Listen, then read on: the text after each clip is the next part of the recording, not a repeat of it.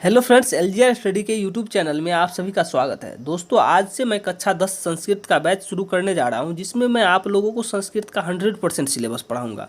आपको बता दें कि यह संस्कृत का प्रथम क्लास है और आज के इस वीडियो में मैं संस्कृत के सिलेबस के बारे में चर्चा करूंगा। ठीक है, कि किस टॉपिक से कितने मार्क्स का प्रश्न पूछा जाता है, कितने अंक का प्रश्न पूछा जाता है। और साथ ही हम लोग यह भी जानेंगे कि आखिर हम लोग जो ये बैच स्टार्ट कर रहे हैं आज से, इसमें हम लोगों की रणनीति क्या होगी संस्कृत को लेकर के। हम लोग संस्कृत इसमें किस प्रकार से पढ़ेंगे, या फिर मैं आपको संस्कृत इसमें इस बैच में किस तरीके से पढ़ाऊंगा, तो ये भी हम लोग चर्चा करेंगे।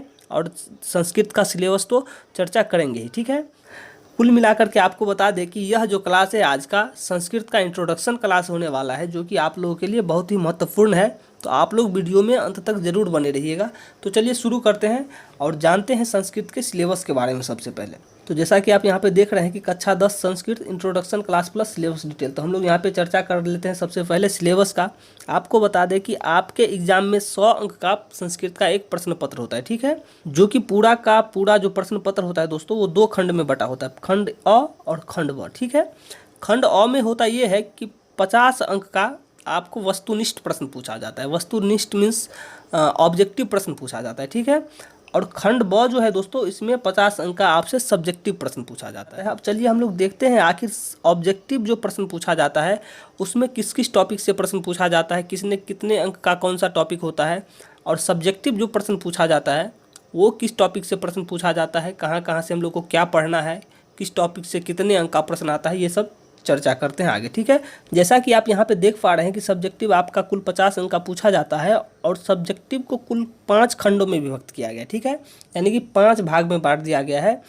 पहला जो भाग है उसमें आपका अपठित गद्यांश, नाम से ही स्पष्ट है अपठित, यानी कि बिना पढ़ा हुआ। आप वो चीज़ कभी पढ़े नहीं होइएगा, डायरेक्ट वहाँ पे आपको एग्जाम में ही देखने को मिलेगा। ठीक है, इसके लिए कोई यहाँ पे सिलेबस निर्धारित नहीं किया गया या फिर कोई अलग से बुक नहीं दिया गया है कि जिसको पढ़ के आप उस क्वेश्चन का आंसर दे सकते हैं। लेकिन हाँ, मैं आपको यहाँ पे उसका प्रैक्टिस करवाऊँगा, 2-4 गद्यांश मतलब करवाऊँगा प्रैक्टिस, जिससे आप वहाँ पे आसानी से आंसर दे पाएंगे। ठीक है, अब जान लेते हैं कि आखिर गद्यांश होता क्या है। दोस्तों, आपको बता दें कि 10-12 लाइन का आपको एक कहानी टाइप से दिया जाएगा और उसी को पढ़ करके आपको क्या करना है, उत्तर नीचे 2-4 प्रश्न पूछे जाते हैं, उसको क्या करना है, आपको उत्तर देना है। तो ऐसा गद्यांश कितना रहेगा, 2 गद्यांश रहेगा।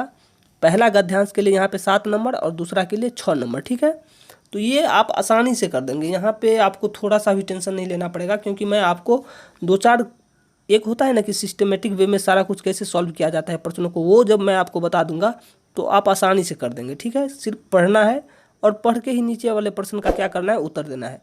वही प्रश्न जो ऊपर में लिखा हुआ है उसका आंसर उसमें से आपको खोज के देना है। तो ये इतना काम आप आसानी से कर सकते हैं। ठीक है, अब चलिए दूसरे खंड पे चलते हैं। दूसरा खंड ये है कि संस्कृत पत्र लेखनम। जैसा कि आप लोग क्लास 10th में है, तो आप लोग पत्र से तो ऐसा नहीं है कि नहीं आज तक रूबरू हुई होगा, आप लोग जानते ही होइएगा कि पत्र कैसे लिखा जाता है। लेकिन आप लोग अभी हिंदी में लिखना जानते होइएगा। सेवा में श्रीमान प्रधानाध्यापक, या फिर आप अभी आवासीय जाति आवासीय बनाने के लिए जाते होइएगा तो वहाँ भी पूछा जाता है। ठीक है, वहाँ भी मतलब पत्र लगाना पड़ता है, सेवा में श्रीमान प्रखंड विकास पदाधिकारी। तो सबसे बड़ी बात है कि आपको पत्र लिखने आता है, लेकिन वो किस में लिखने आता है, हिंदी में। अभी आपको संस्कृत में नहीं लिखने आता है, लेकिन वहाँ पे लिखना किस में है, संस्कृत में है। तो जो चीज़ आपको हिंदी में आता है और मैं आपको संस्कृत में लिखना सिखा दूँ तो आप क्या हो जाएगा, आसानी से आप लिख पाएंगे कि नहीं लिख पाएंगे, एकदम बिल्कुल आसानी से लिख लीजिएगा। तो ये पत्र लेखनम जो है, ये भी 2 पत्र पूछा जाता है। एक तो आवेदन लिखना होता है, जैसा कि आप प्रधानाचार्य को लिखते होइएगा या फिर प्रखंड विकास पदाधिकारी को लिखते हैं जाति आवासीय बनाते समय। और एक इसमें पत्र लिखना होता है। क्या लिखना होता है, पत्र। तो वो पत्र जैसे लिखने होता है अपने भैया के पास, पापा जी के पास पत्र लिखना है, या मम्मी के पास पत्र लिखना है, इस प्रकार का पत्र। ठीक है, तो वो भी आप आसानी से कर पाएंगे। तो यहाँ पे 13 और 8 अंक, 13 अंक तो बिल्कुल आसान था ही। ऊपर में पढ़ना है कहानी, नीचे में आंसर देना है, एकदम बिल्कुल आसान है। थोड़ा सा भी इसके लिए आपको टेंशन नहीं लेना है। जब मैं करवाऊंगा तो आपको लगेगा कि सर ने जो बोला था एकदम बिल्कुल सही बोला था। ठीक है, तो ये 13 नंबर आप आसानी से ले आइएगा, थोड़ा सा भी इसमें हिचक नहीं है। और ये 8 नंबर भी, ये 8 नंबर भी आप ले आइएगा, क्योंकि आपको हिंदी में लिखना आता ही है और उसमें थोड़ा सा क्या करना है, संस्कृत भाषा करना है। तो वो मैं आपको सिखाऊंगा, वो आप आसानी से सीख पाएंगे। अब चलते हैं हम लोग तीसरे खंड की ओर। तीसरा खंड में है संस्कृत अनुच्छेद लेखनम। यदि अनुच्छेद का मतलब आपको बताए हिंदी में, तो हिंदी में होता है लेख। और आप लोग तो बाप रे बाप, ऐसा कोई नहीं है जो लेख नहीं लिखा होगा। गाय पे लेख, विद्यालय पे लेख, बिहार पे लेख, मतलब बहुत सारा लेख आज तक आप लोग लिखते आइए होइएगा। और नहीं भी लिखते आइए होइएगा तो जब आपको एक टॉपिक दिया जाएगा कि आपको विद्यालय पे लिख लिखना है, प्रिय कवि पे लिख लिखना है, गंगा नदी पे लिखना है, तो आप आसानी से क्या कर पाइएगा। हिंदी में तो आप बिल्कुल आसानी से लिख ही पाते होइएगा, लेकिन मैं आपको संस्कृत में भी लिखाना सिखा दूंगा, तो ये लेख का भी आपका झंझट खत्म। ठीक है, जो कि 7 नंबर का पूछा जाता है, सिर्फ 7 लाइन लिखना होता है। कितना? 7 लाइन। ठीक है, तो ये भी आप आसानी से क्या कर पाइएगा, लिख पाइएगा। ठीक है, और यहीं पे आप देखिए चौथा जो आपका खंड है, चौथा खंड है कि संस्कृत में अनुवाद करें। और संस्कृत में अनुवाद करना है, देखिए यहाँ पे संस्कृत में अनुवाद जो करना है आपको 12 अनुवाद हिंदी में दिया रहेगा। जैसे गंगा हिमालय से निकलती है, बिहार का राजधानी पटना है। ठीक है, इस प्रकार से 12 लाइन लिखा रहेगा। उसमें से आपको क्या करना है, सिर्फ 6 का हिंदी संस्कृत में रूपांतरण कर देना है। ठीक है, जैसे बिहार की राजधानी पटना है तो बिहारस्य राजधानी पाटलिपुत्र अस्ति। इसी प्रकार से क्या करना है कि 12 में से मात्र 6 का, ठीक है, 12 में से मात्र 6 का संस्कृत अनुवाद कर देना है। तो अनुवाद तो पढ़ाते ही अलग, एक टॉपिक ही अलग से आपको क्या करेंगे, अनुवाद का 3-4 क्लास लगेगा, पूरा 3-4 क्लास लगेगा अनुवाद समझाने में। तो मैं आसानी से आप लोग को क्या करूँगा, समझा दूंगा। वहीं यदि हम 5वें खंड की बात करें, 5वें खंड की, तो लघु उत्तरीय प्रश्न आपको पता ही है कि 5वां खंड लघु उत्तरीय प्रश्न जो पूछा जाएगा वो आपकी किताब से पूछा जाएगा। ठीक है, और आपके पास 2 किताब है, 2 किताब है, एक मोटा वाला किताब है प्यूसम और उसी का एक अनुपूरक है। ठीक है, तो इसी दोनों किताब से पूछा जाएगा। यहाँ पे 16 अंक का वहाँ पे दिया रहेगा 16 को प्रश्न, उसमें से सिर्फ आपको 8 प्रश्नों का उत्तर देना है। कितना? मात्र 8 प्रश्नों का उत्तर देना है, जिसके लिए आपको 16 अंक मिलेंगे, यानी कि एक प्रश्न के लिए 2 अंक मिलेंगे। ठीक है, तो इसमें आपको 2-2 लाइन करके क्या करना होता है, लिखना होता है।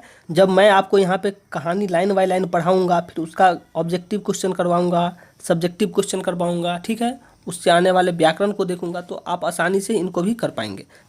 तो हमें नहीं लगता है कि आपको इस 50 अंक में थोड़ा सा भी क्या हो, डाउट हो। ठीक है, क्योंकि ये अपठित गद्यांश जैसा कि हमने बताया ही, वहाँ पे ऊपर में कहानी दिया रहेगा, नीचे में उससे प्रश्न पूछेगा, तो आप आसानी से कर पाएंगे।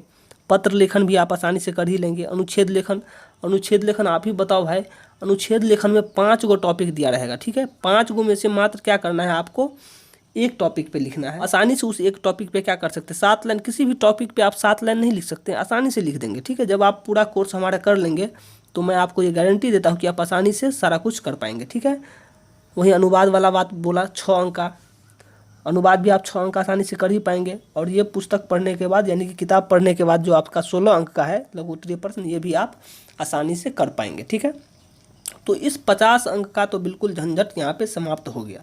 अब हम लोग देखते हैं कि ऑब्जेक्टिव में किस किस चीज़ों से क्या है, कौन कौन से टॉपिक से प्रश्न पूछा जाएगा। तो हम लोग ऑब्जेक्टिव पे अब चलते हैं। ठीक है, अब ऑब्जेक्टिव में आप यहाँ पे देखिए वस्तुनिष्ठ प्रश्न भी 50 अंक का पूछा जाता है, जैसा कि हमने पीछे ही आपको बताया। इसमें आपको आपका जो पुस्तक है प्यूसम और उसके अनुपूरक से तो प्रश्न रहेंगे ही रहेंगे, मतलब आपके किताब से प्रश्न तो रहेंगे ही रहेंगे। ठीक है, किताब से आपके 30 प्रश्न, लगभग 30 अंक का प्रश्न लगभग पूछा जाएगा। थोड़ा बहुत इधर उधर होते रहता है। ठीक है, कभी 25 को पूछ देता है, कभी 28 को, कभी 30 को, तो ये उतना मायने नहीं रखता है। लेकिन आप मान के चलिए कि 30 प्रश्न, 30 अंक का प्रश्न आपका किताब से यहाँ पे पूछा जाएगा। व्याकरण मिला के 20 अंक, यानी कि 50 अंक यहाँ पे पूछा जाएगा। ठीक है, अब आप चलिए कि व्याकरण में आपको कौन कौन से टॉपिक पढ़ना है। शब्द रूप है, धातु रूप है, लकार है, कारक है, संधि है, समास है, उपसर्ग है, प्रत्यय है। ठीक है, तो शब्द रूप सब में 2-4 शब्द रूप हम बताएंगे, वहीं से हम लोग का क्या कार्य हो जाएगा, पूरा का पूरा काम हो जाएगा। वही 2-3 धातु रूप हम लोग क्या कर लेंगे, याद कर लेंगे। लकार देखेंगे, कारक देखेंगे, संधि समास तो आप लोग वैसे भी शुरू से ही आते होइएगा। संधि समास तो सब लोग शुरू से भी पढ़ते आ ही रहे हैं। ठीक है, हिंदी में, लेकिन यहाँ पे संस्कृत में बात बराबरे है, बहुत ज़्यादा फर्क नहीं है। तो यहाँ पे हम लोग देख लेंगे, समास हो गया, उपसर्ग हो गया, प्रत्यय हो गया। तो आपके ऑब्जेक्टिव में कुल इतने चीज़ों को क्या करेंगे, हम लोग देखेंगे। उसके बाद आपका 50 नंबर का सॉल्व हो जाएगा। तो बहुत ज़्यादा टेंशन नहीं लेना है। जितना आप इसमें टॉपिक देख रहे हैं, बस एक एक वीडियो हमको लगेगा बनाने में, और आप आसानी से सभी चीज़ों को क्या कर पाएंगे, सॉल्व कर पाएंगे। तो यहाँ पे आपका सिलेबस ख़त्म होता है। अब देखिए, अब हम लोग की रणनीति क्या होगी पढ़ने की। ठीक है, रणनीति के बारे में हम लोग थोड़ा सा चर्चा कर ले। तो जैसा कि आज हमारा संस्कृत का पहला वीडियो था, तो इसमें हम लोगों ने क्या किया, संस्कृत का सिलेबस देखा है, ठीक है, कि व्याकरण से कौन कौन टॉपिक पूछे जाएंगे, प्यूसम का कहाँ पे पूछा जाएगा, ठीक है, और सब्जेक्टिव में गद्यांश है, अनुच्छेद है, अनुवाद है, पत्र लेखनम है। इन सारे चीज़ों को हम लोगों ने देखा और किस प्रकार से करेंगे। अब देखिए, सबसे बड़ी बात है कि हम लोग जो ये बैच स्टार्ट कर रहे हैं इसमें किस प्रकार से पढ़ने वाले हैं। तो रणनीति की बात कर दें तो हम लोग अब जो नेक्स्ट वीडियो आएगा वो आएगा आपका किताब से। हम लोग किताब से शुरू इसलिए कर रहे हैं क्योंकि देखिए यहाँ पे जैसा कि ऑब्जेक्टिव में हमने आपको बताया कि 30 नंबर का यहाँ से आपका पूछेगा, ठीक है, और सब्जेक्टिव में उधर भी देखे थे 16 नंबर का, यानी कि कुल मिला के 50 नंबर का आपका यहाँ से पूछा जाता है। तो सबसे पहले हम लोग इसको क्लियर कर लेंगे, क्योंकि जब आप किताब लाइन बाय लाइन पढ़ लेते हैं ना, तो लाइन बाय लाइन पढ़ लेने के बाद ये नहीं कि सिर्फ किताब से जो प्रश्न पूछेगा वही, आप लाइन बाय लाइन जब किताब पढ़ लेंगे तो उसी में आपका धातु रूप वगैरह भी बहुत सारा, उसमें जब व्याकरण उसका चर्चा करेंगे तो उसमें आ जाएगा।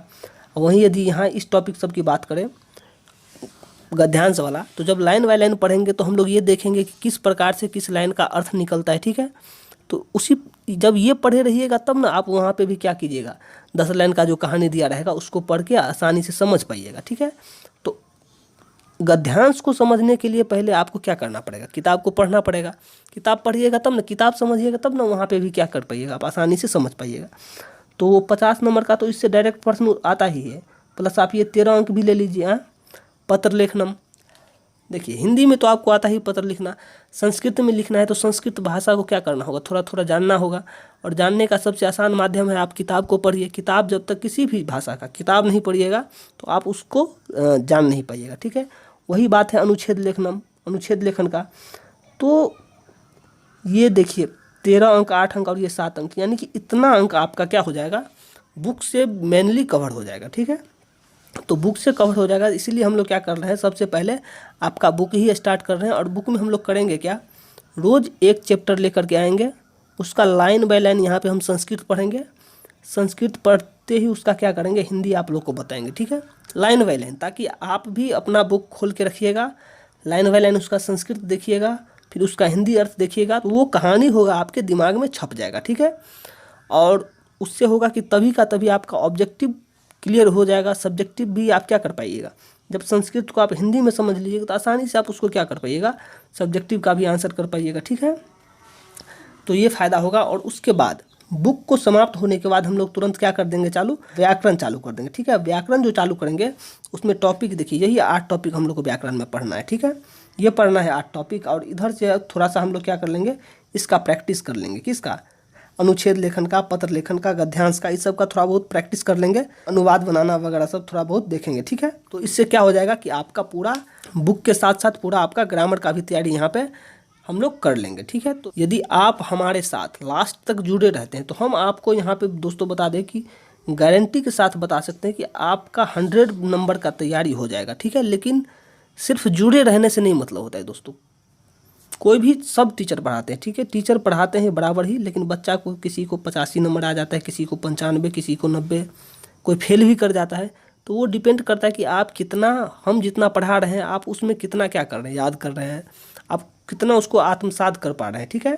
वो आप पे भी डिपेंड करता है। तो आप वीडियो को रेगुलर देखिएगा, साथ ही जो टास्क दिया जाएगा उसको आप अपने गाइड बुक वगैरह सबसे क्या कीजिएगा, पूरा करने का प्रयास कीजिएगा। मेरे द्वारा PDF भी उपलब्ध करवाया जाएगा आपको, तो वो सब भी देखिएगा। तो कहीं ना कहीं आपका 100% तैयारी हो जाएगा। और हम ये मान के चलते हैं कि आप 90+ तो आप क्या कर पाइएगा, आराम से ले आ पाइएगा।